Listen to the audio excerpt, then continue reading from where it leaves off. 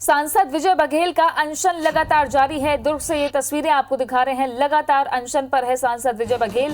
गिरफ्तार बीजेपी नेताओं की सशक्त रिहाई की मांग कर रहे हैं। उन्होंने ये भी कहा है कि बीजेपी नेताओं की रिहाई तक अनशन करूंगा। प्रशासन ने सांसद को देर रात कल बनाने की काफी कोशिश की, लेकिन सांसद लगातार अनशन पर बैठे हुए हैं। जामगांव में शराब लूट के मामले में बीजेपी नेताओं की गिरफ्तारी हुई है।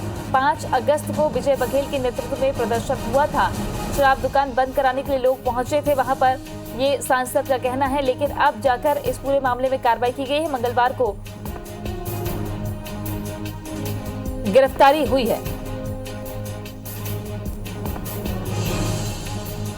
जामगांव में शराब लूट के मामले में गिरफ्तारी हुई है। स्वास्थ्य परीक्षण भी सांसद विजय बघेल का 2 बार किया जा चुका है। देर रात प्रशासन ने मनाने की कोशिश की। दरअसल ये पूरा मामला जुड़ा हुआ है पाटन ब्लॉक के जामगांव से, क्योंकि वहां पर शराब की दुकान बंद कराने के लिए सांसद विजय बघेल के नेतृत्व में प्रदर्शन किया था। रैली की शक्ल में बड़ी संख्या में लोग पहुंचे थे और एकाएक वहां पर जब शराब दुकान के सामने एक गाड़ी अनलोड हो रही थी तो गाड़ी पर भीड़ टूट पड़ी और शराब लूटने का प्रयास भी किया गया। उस घटना में बीजेपी नेताओं को दोषी माना गया और पूरी जांच के बाद बीजेपी नेताओं को गिरफ्तार किया गया।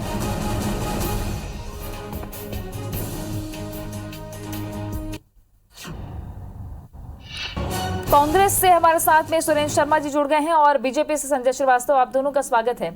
सबसे पहले सुरेंद्र शर्मा जी, सांसद ने मोर्चा खोल दिया है, कहा है कि शराब दुकान बंद करवाने के लिए गए थे, बेवजह मनमानी तौर पर कार्रवाई की जा रही है बीजेपी नेताओं पर।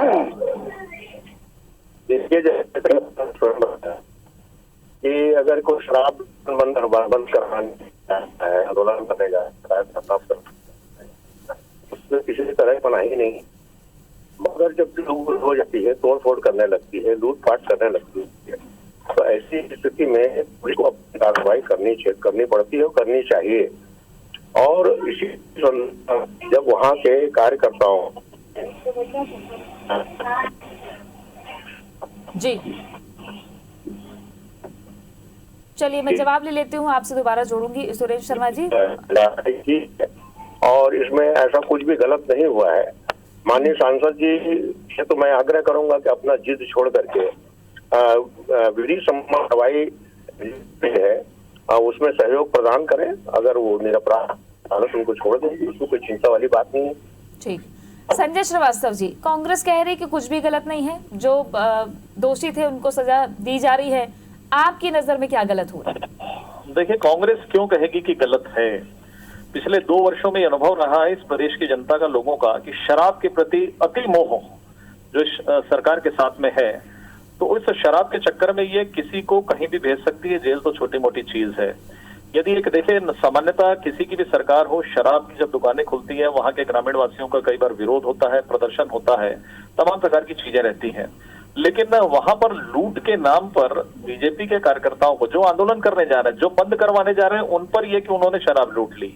कुछ हो सकता है यदि वहां लूटपाट है, कुछ असामाजिक तत्वों ने की होगी, लेकिन चुनकर जो बीजेपी के पदाधिकारी हैं, जो चुने हुए जनप्रतिनिधि हैं, ऐसे लोगों को केस बनाकर अंदर करके एक डर और भय का वातावरण जो कांग्रेस की हमेशा से आदत रही है, चाहे जोगी जी के समय की बात हो, चाहे भूपेश बघेल जी के समय की बात हो, कि डर और भय पैदा किया जाए ताकि लोग सड़क पर न निकले विरोध करने के लिए। और इसका परिणाम रहा है कि उन्होंने जेल की सलाखों के पीछे उनको भेजा है। बिल्कुल एक जनप्रतिनिधि की यही रहना, उम्मीद यही रहती है जनता से कि यदि गलत काम हो तो उसका विरोध निश्चित रूप से होना चाहिए।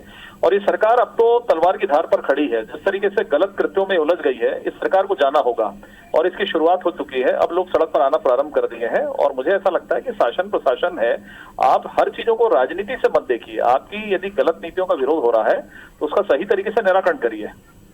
तस्वीरें भी सामने आई थी, वहां पर जो पूरी घटना हुई थी उसकी तस्वीर भी सामने आई थी। सुरेंद्र शर्मा जी, क्या चुन चुनकर बीजेपी के कार्यकर्ताओं नेताओं को ही टारगेट किया जा रहा है? ऐसा आरोप बीजेपी का है। तस्वीर आई, जांच किस तरीके की हुई, और अगर सांसद विजय बघेल ऐसे ही अनशन पर बैठे रहे तो क्या कदम होना चाहिए अब? देखिए, स्वयं स्वीकार कर रहे हैं कि वो आंदोलन जो है, जो वहां पर धरना प्रदर्शन करने गए थे, भारतीय जनता पार्टी के लोग थे। अगर भारतीय जनता पार्टी के लोगों ने फिर अपने अंदर में असामाजिक तत्वों को क्यों जाने दिया, वहां पर तोड़फोड़ क्यों किया? धरना प्रदर्शन में छत्तीसगढ़ में या हिंदुस्तान के किसी भी जगह कोई मनाही नहीं है, कोई रोक नहीं है, मगर आप भीड़ तंत्र का उपयोग करके कहीं जिला पर भी प्रशासन कानून और पुलिस का अमला कहाँ था? आबकारी विभाग के जवानों ने वहां पर लाठियां भांजी है। नहीं, ये तो आबकारी विभाग के अधिकारियों को भी अपने सुरक्षा करने का पूरा अधिकार है। वहां पर जो अपनी सुरक्षा के लिए जो करना पड़ेगा वो तो किया ही जाएगा। और इसमें इस तरह की जो बात कहना कि असामाजिक तत्व रहे होंगे, तो असामाजिक तत्वों को अपने साथ शामिल क्यों किया गया था? अगर आप धरना प्रदर्शन करना चाहते हैं, अहिंसक रूप से कीजिए, मांग कीजिए, दुकान बंद करने की मांग कीजिए, वो आपका अधिकार है, उसमें तो कोई मनाही है नहीं। और इस तरह से जब तोड़फोड़ की जाएगी और कानून व्यवस्था को बिगाड़ने का प्रयास किया जाएगा, ऐसी स्थिति में सरकार को और जो शासन के नियम है उसके हिसाब से तो कार्रवाई करनी ही पड़ेगी। वही किया गया है। संजय श्रीवास्तव जी, देखिए, मैंने कहा ना कि शराब के प्रति मोह, इतना बड़ा आंदोलन, धरना प्रदर्शन, सांसदों को बैठना पड़ रहा है, लेकिन दुकान पर कार्रवाई अभी तक नहीं हो रही है। शराब के प्रति मोह है। और ये कौन से संविधान में लिखा है? यदि कोई शांतिपूर्वक आंदोलन कर रहा है, उसकी आड़ में यदि कुछ लोग, जिसमें कांग्रेसी भी शामिल हो सकते हैं, हमेशा से ये रहा है कि कांग्रेस इस तरह के आंदोलनों को कुचलने के लिए इस तरह का प्रयास करती है। लूटपाट कांग्रेस के लोग ही करवाए होंगे, और इसीलिए उनकी आड़ में बीजेपी के नेताओं को अंदर करने का प्रयास। ये तो सब जानते हैं कि धरना आंदोलन को कुचलने के लिए कांग्रेस किस हद तक जाती है। तो मुझे लगता है जब एक थाने के अंदर में पत्रकार की पिटाई हो जाती है थानेदार के सामने, तो और एक कोंडा गांव में 15-15 हजार रुपए लेकर बलात्कारियों को छोड़ा जाता है, तो इस पुलिस प्रशासन से या प्रशासन से क्या उम्मीद की जा सकती है? तो मुझे लगता है कि बिल्कुल सांसद विजय बघेल जी ने किया, उसके साथ अब धीरे धीरे और भी लोग जुड़ेंगे और ये दुकान तो बंद होकर रहेगी और ये प्रशासन को बिल्कुल। और हमारे साथ पे फोन लाइन पर जुड़ गए हैं सांसद विजय बघेल। बहरहाल आप दोनों का शुक्रिया बातचीत करने के लिए, सुरेश शर्मा जी और संजय श्रीवास्तव जी। सांसद विजय बघेल हमारे साथ फोन लाइन पर हैं। स्वागत है आपका सांसद जी। धन्यवाद। लगातार अनशन आपका अभी भी जारी है। जिला प्रशासन आपको मनाने की कवायद में जुटा था, देर रात एक खबर आई थी। आप अनशन में कब तक रहेंगे? क्या कोई प्रशासन से बातचीत हो रही है? नहीं, जब तक हमारी मांग पूरी नहीं हो जाती हम अनशन में रहेंगे।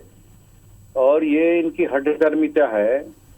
फर्जी केस लगा के हमारे साथियों को जेल भेजा गया है और पूरी तरह दिख रही है, अगर वीडियो में आप देखें उस दिन की घटना, तो पूरी तरह दिख रही है कि जो लोग शराब लूटने वालों को भगाने गए थे, उनको दूर करने गए थे, शराब को बचाने गए थे कि ऐसा हरकत ना हो ताकि हम लोग बदनाम ना हो किसी कारण, तो उनके ऊपर कार्रवाई की जा रही है और की गई है और उनको जेल भेज दिया गया है।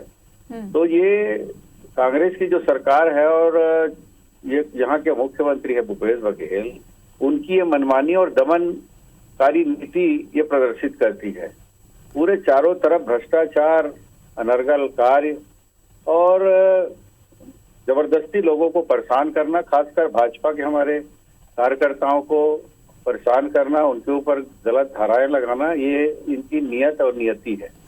अच्छा विजय बघेल जी, 5 अगस्त की ये पूरी घटना है, आपके ही नेतृत्व में वहां पर धरना दिया जा रहा था। आपको कब महसूस हुआ कि कोई असामाजिक तत्व था वहां पे? जिला प्रशासन को पहले सूचना दी जाती है, आपने बताया कि सूचना भी दी गई थी।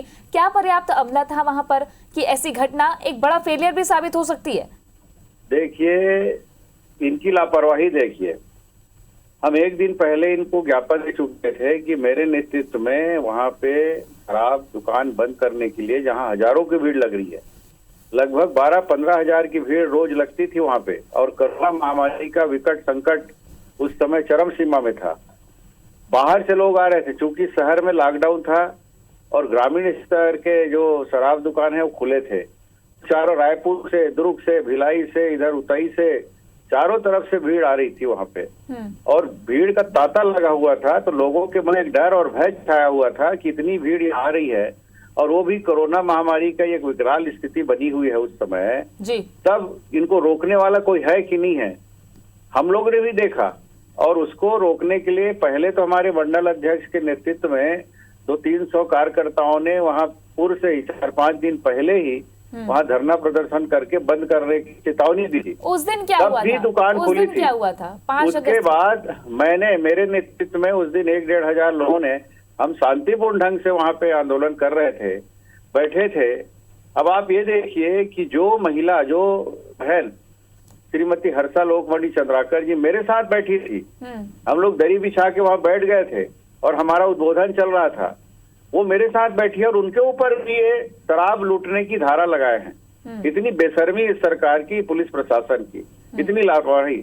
मतलब निर्देश में, मुख्यमंत्री के निर्देश में, उन्हीं के क्षेत्र में एक महिला के ऊपर शराब लूटने की कार्यवाही, उसके ऊपर फर्जी धारा, वो भी अनअवेलेबल धारा, और साथ में 10 और हमारे साथियों के ऊपर सांसद जो जी, एक और बड़ी मैं घटना एक चीज और बता रहा हूँ, लापरवाही एक और बता रहा हूँ कि वहाँ एक एसआई और 4 सिपाही लेके थे। हजारों की भीड़ हमारे साथ थी। यहाँ एक अमलेश्वर थाना में बैठ के नजारे देख रहे थे उच्च अधिकारी, पाटन के थाने में बैठ के उच्च अधिकारी नजारा देख रहे थे, लेकिन फील्ड में आने की उनको शायद अनुमति नहीं थी मुख्यमंत्री के माध्यम से।